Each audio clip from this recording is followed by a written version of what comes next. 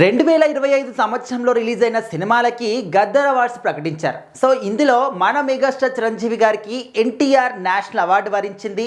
అదేవిధంగా కమల్ హాసన్ గారికి పైడి జయరాజ్ అవార్డు వరించింది. దీంతో పాటు ఉత్తమ చిత్రాలకు గాను, అదేవిధంగా ఉత్తమ నటీనటులకు కావచ్చు, ఇట్లా రకరకాల కేటగిరీలో అందరికీ కూడా గద్దర్ అవార్డ్స్ ప్రకటించారు.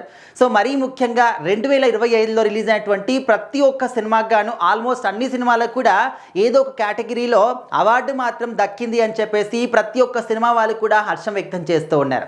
సో మరి ముఖ్యంగా రాజు వెడ్స్ రాంబాయ్కి అయితే ఉత్తమ చిత్రం అవార్డు కూడా వరించింది. అదే సినిమాకి ఉత్తమ దర్శకుడు అవార్డు కూడా వచ్చిందనమాట రాజు వెడ్స్ రాంబాయ్ సినిమాకి. అండ్ అదేవిధంగా చాలామంది సింగర్స్కి కావచ్చు, నటీనటులకు కావచ్చు, సహాయ నటులకు కావచ్చు, అండ్ హాస్య నటులకు కావచ్చు, మ్యూజిక్ డైరెక్టర్లకు కావచ్చు, ప్రతి ఒక్క కేటగిరీలో కూడా అందరికీ కూడా మంచి మంచి అవార్డ్స్ అయితే వచ్చాయి. సో ఓవరాల్గా మనం చూసుకుంటే 2025లో రిలీజ్ అయినటువంటి చాలా సినిమాలు, అది చిన్న సినిమానా పెద్ద సినిమానా అని కాకుండా ప్రతి ఒక్క సినిమాలో టాలెంట్ని మాత్రమే వాళ్ళు తీసుకున్నారనమాట. మనము చాలా అవార్డు ఫంక్షన్స్ చూస్తూ ఉంటాం. సో అక్కడ కొంతమంది బాధపడుతూ ఉంటారు, మేము ఇంత బాగా సినిమా వచ్చింది, ఇంత అద్భుతంగా నటించారు అని చెప్పేసి, అయినా కూడా వాళ్ళకి అవార్డ్స్ మాత్రం రాలేదు అని చెప్పేసి వాళ్ళ అభిమానించే వాళ్ళకు మాత్రం చాలా బాధపడుతుంటారు. చాలా సందర్భాల్లో మనం చూసాం.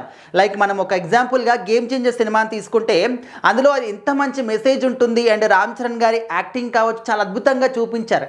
కానీ ఆ సినిమాకు గాను ఏ కేటగిరీలో కూడా ఎలాంటి అవార్డు కూడా దక్కలేదు. సో మరి రామ్ చరణ్ గారి ఫ్యాన్స్ అందరూ కూడా చాలా చాలా డిసప్పాయింట్ అయ్యారు. మీరు కనీసం ఓకే సినిమా హిట్ కాలేదు కానీ అందులో ఉన్నటువంటి మెసేజ్ని కానీ ఆయన యాక్టింగ్ని కూడా కనీసం చూడలేదు అని చెప్పేసి కూడా డిసప్పాయింట్ అయ్యారు. సో ఆ విధంగా అవుతూ ఉంటుందన్నమాట. మరి కొంతమంది డబ్బులు పెట్టి కొనుక్కుంటారని చెప్పేసి ఇంకొంతమంది రకరకాలుగా రూమర్స్ కూడా బయట వినిపిస్తూ ఉంటాయి. బట్ ఇక్కడ ఏంటంటే గద్దర్ అవార్డ్స్లో మాత్రం ఏ మాత్రం కూడా పక్షపాతం లేకుండా ప్రతి ఒక్క కేటగిరీలో టాలెంట్ ఉన్న వాళ్ళకి ఉత్తమంగా ఎవరు వాళ్ళ నటనని కావచ్చు లేకపోతే వాళ్ళకు ఉన్నటువంటి టాలెంట్ని చూపించారో వాళ్ళందరికీ కూడా మంచి అవార్డ్స్ అయితే వచ్చాయన్నమాట. సో ఈ అవార్డు ఫంక్షన్ని March 19 అంటే ఉగాది రోజు మాత్రం అందరికీ కూడా అవార్డులు ఇవ్వనున్నారు. సో ఈ యొక్క ఈవెంట్ కోసం చాలా మంది కూడా వెయిట్ చేస్తూ ఉన్నారు. మరి లాస్ట్ ఇయర్ కూడా మనం చూసాం గద్దర్ అవార్డ్స్ ఫంక్షన్ అనేది ఎంత గ్రాండ్గా జరిగింది అని చెప్పేసి. సో ఈసారి కూడా అంతకు మించి గ్రాండ్గా చేస్తున్నామని చెప్పేసి కూడా చెప్తూ ఉన్నారు రాష్ట్ర ప్రభుత్వం తరపున.